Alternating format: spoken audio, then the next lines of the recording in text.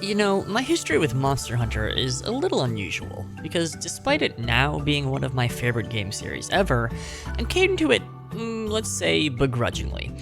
Imagine, if you will, that it's 2010, specifically September 6th, 2010. Is this date somehow relevant to Monster Hunter, you might ask? Not at all, but it is the day before the release of a brand new entry in the Kingdom Hearts franchise, Birth by Sleep. If there was one franchise in 2010 that could convince me to buy a console solely to play a new entry in it, it sure was Kingdom Hearts. And that's just what I did. You see, not too long before this, I had purchased a PSP, specifically a PSP Go. Remember that thing?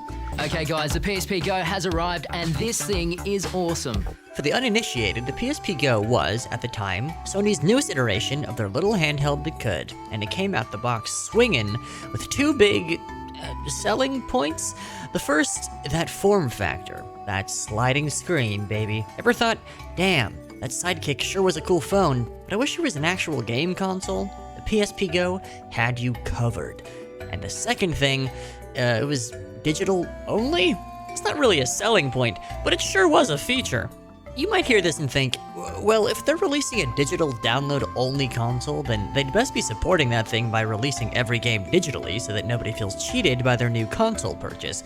And I'd say that's a perfectly reasonable thing to think, because that's what I thought in 2010, on September 6th, the day before Birth by Sleep was set to release. Now, did I stay up until midnight refreshing the PlayStation Store over and over again, waiting for the game to appear? I sure did. Did Birth by Sleep ever release digitally for the PSP? It sure did not. So I thought, now what do I do with this thing? Play Loco Roco? Well, yes, but I was about to have a console-quality action RPG experience, the caliber of which could only be delivered by Square Enix, and now I had a that-shaped hole in my heart. And that's when I found the demo for Monster Hunter Freedom Unite. If you have any experience at all with Monster Hunter, it's probably with World, the entry that set the world on fire and said, "Hello, nice to meet you, my name is Monster Hunter." But before there was World, there was Freedom Unite, and for a while, it was kind of the one to beat. I put so many hours into Monster Hunter Freedom Unite on my PSP Go that by the time I was done with it, the specter of Birth by Sleep had long since dissipated, and also one of the hinges on my PSP broke off. I then purchased a Wii U to play Monster Hunter 3 Ultimate. I then purchased a new 3DS to play Monster Hunter 4 Ultimate. And then I made a Japanese PlayStation Network account to import Monster Hunter Portable 3rd. And then a Japanese Nintendo account to import Monster Hunter Double Cross. But it started with that demo.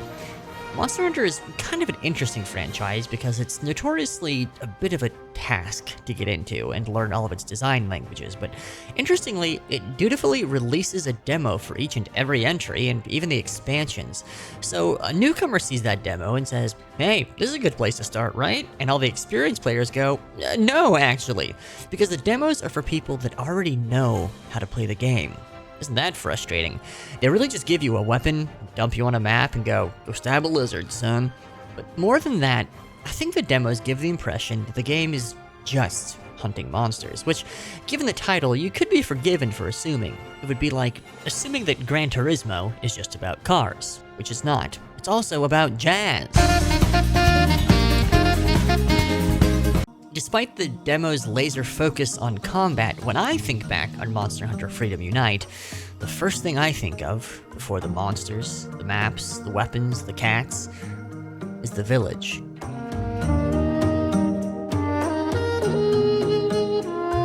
You've probably heard or even used the phrase gameplay loop a bunch, and that's because just about every game in existence has some sort of cycle that it repeats over and over again. Sometimes it's just one repeating block of content over and over again, as in, say, an arcade game. Sometimes it's 2, 3, 4. I find that the games that feel like they have the best pacing and are the easiest to sink an embarrassing amount of hours into are the ones that take the care to make sure each block is fun to spend time in. And even more importantly, it's fun to stop doing one thing to move on to another. In other words, they have rhythm. So, in Need for Speed Unbound, it's fun to upgrade your car in the garage, then it's fun to go out and explore the world, and finally, it's fun to load into a race and get drifted. Or in Control, an equal amount of care was put into making the sections of dialogue engaging as the combat encounter. I'm Emily. So it's always fun to finish one and start the other. Monster Hunter, like Control, is made up of two major blocks, the hunting and the village. So what do you do in the village? Well, you craft weapons and armor, you eat food, you accept quests, and then you shove off to hunt. And if we think about it, all those things could really be accomplished in a menu, right? Like, there's no real reason for the village to exist as an explorable 3D space. We could imagine it as a Fortnite lobby. You get done slaying a monster, you pick your next quest from a menu tab, ready up, and off you go. But instead, they give us this, an absolute feast of what I would describe as mechanically superfluous decadence. It's fun to be here. It's fun to soak in the scenery. It's fun to talk to the colorful NPCs. Hell, it's fun to watch the NPCs. Look at these cats in Celiana. What are they doing? Returning from a hunt in Monster Hunter has the infectious tone of a small town's local football star player returning home. Monster Hunter understands that sometimes all the preparation that goes into getting ready to do a thing can be just as fun as actually doing that thing. It can be fun to wait, to have fun. For a counterexample of a game that doesn't do this, look at Helldivers 2, a great game that has a very similar structure to Monster Hunter. You spend time on your ship, putting your gear together, and setting up your mission, and you blast off to blast some bugs. And again, that could all be a menu, but they made it a space, in space. But for my money, there's no comparison between your ship in Helldivers and your village in Monster Hunter.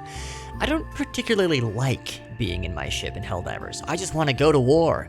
And maybe that's the point, but I really value the rhythm that Monster Hunter brings to the table by really fleshing out both sides of its coin.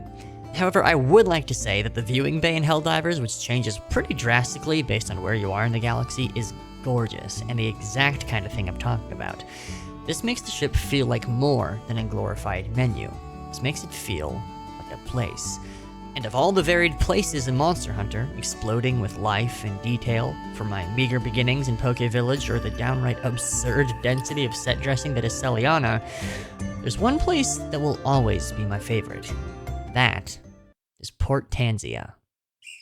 Port Tanzia is the one and only multiplayer hub I'll be talking about in this video because there's truly no comparison to it. It has everything. The sunny seaside vibe, the giant pot of soup with a big old crab leg sticking out of it, the music, the infectious vibe of maybe you came here to hunt, but you're really here to party. I love the little sections they've made space for, like this table you can sit at and emote at your fellow hunters, or this barrel where you can arm wrestle. When I close my eyes and I think of Port Tanzia, I see those brilliant, bright blue and orange hues, and I swear I can practically smell the sea salt in the air. No menu could accomplish this. Maybe my single favorite detail in all of Port Tanzia is that massive stone tower off in the distance with a raging bonfire on top of it. It sells the scale of the bay, and it tells a story. This is a massive gathering place. This is where hunters from all over the world come together to set out on hunts as one. It's a perfect marriage of visuals, implied lore, and actual functionality of the space. But do you know what else I love about that tower? It's not real. It's not even a low-poly 3D model, it's the texture. A flat image with an animated fire sprite on top of it, and yet, everything I just said about how evocative it is still stands true. Tim Rogers once described the interior design of Dragon Quest's towns as having a hotel room-like precision and attention to detail. And if I could attempt to coin a similar comparison, the villages of Monster Hunter are designed with the same exhaustive, luxurious set dressing as lines in Disneyland. The lines, you might ask, incredulous, but those suck. To that, I would reply with a question. Have you ever waited in line at Six Flags? That's what waiting in line feels like. That sucks. Waiting in line at Disneyland, and in this comparison, hanging out in the villages and multiplayer hubs of Monster Hunter, is part of the fun. Once you realize how much needless creative generosity there is in placing that stone tower and the surrounding bay in the background of Port Tanzia, you start to see it in every square inch of Monster Hunter. Look at these little houses in the background of Poke Village. Those didn't have to be there. Look at this low-res mountain, even further in the distance at Poke Village. That is a tiny mountain, but Capcom wants us to believe in it. Look at these very low-quality llamas in Burna Village, this rattling egg in Yukima Village. What's going on there? Those cats that I mentioned earlier that you can watch just go about their day. The faraway model of Asteria that's visible from the ancient forest map. The idea for this video came to me in a kind of backwards fashion, and it wasn't even Monster Hunter at all that got me thinking about this. It was Prince of Persia. No, not that one. It was the 2008 one. I booted it up for no particular reason. I played through the tutorial, and then landed in its pseudo-hub level, this huge empty desert that branches out into the game's 5 main levels. I actually don't remember if it's 5. I'm gonna check if it's 5 real quick. Glad I checked. It's 4. This huge empty desert that branches out into the game's 4 main levels. And then I looked up, and perched high above those 4 branching pathways were these dinky little miniatures, meant to represent each of the levels. And I was in love. I loved realizing that back when most people were playing the game in 720p, these little dioramas wouldn't have been so glaring. Suddenly, I was overcome with an overwhelming desire to see more. I revisited Majula, the hub of Dark Souls 2. Here you can see miniature, faraway versions of Hyde's Tower of Flame, the Forest of Giants, and the castle. I remember people not liking this at the time, but to me it speaks to the same idea at the heart of the world design of Monster Hunter. Or Super Mario Sunshine, or Kingdom Hearts, or Final Fantasy. And that idea, I don't think was ever really supposed to be something that we perceived or consciously acknowledged as players. Going back to these areas now, with better technology and higher resolutions, has exposed the seams in these cardboard cutouts placed just outside the level limits. But waiting between those seams is that idea.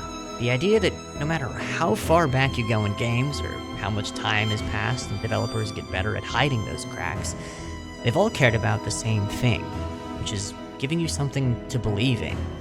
Even if that thing you believe in is just a world you want to keep hanging out in. It reminds me of watching old movies where the effects haven't really aged that well, and there's that moment where they go for something big, and you see the person in the rubber suit or the bad compositing, and for a moment the illusion is shattered. But in those cases, it just deepens my enjoyment because it shows that above all, they still just wanted to show you something cool. For that moment, you see the effort, you see the craftspeople, you see the thumbprint in the clay. These moments remind me that video games are made by people, and the impression that I get from Monster Hunter is that those people loved making it. Now, that's the note I wanted to end this video on, but as I was gathering my footage, I eventually had to capture footage of Port Tanzia, and that's when I remembered. It's going away. By pure serendipity, the making of this video is lighting up exactly with the final days of the online servers for Monster Hunter 3 Ultimate from the Wii U. It's also, weirdly, almost exactly 10 years after the servers for Monster Hunter Tri were shut down on the Wii. It's very likely that the footage you're seeing now of me playing online with other hunters in Port Tanzia is some of the last ever recorded. As a reminder from earlier, I bought my Wii U to play this game. I don't really have any big concluding thoughts on this. I just thought it was kind of weird and sad that this glorified, dressed-up Disneyland line isn't gonna have anybody waiting in it anymore. I guess this love letter is also a goodbye letter, so goodbye, Port Tanzia. You sure made it fun to wait to have fun.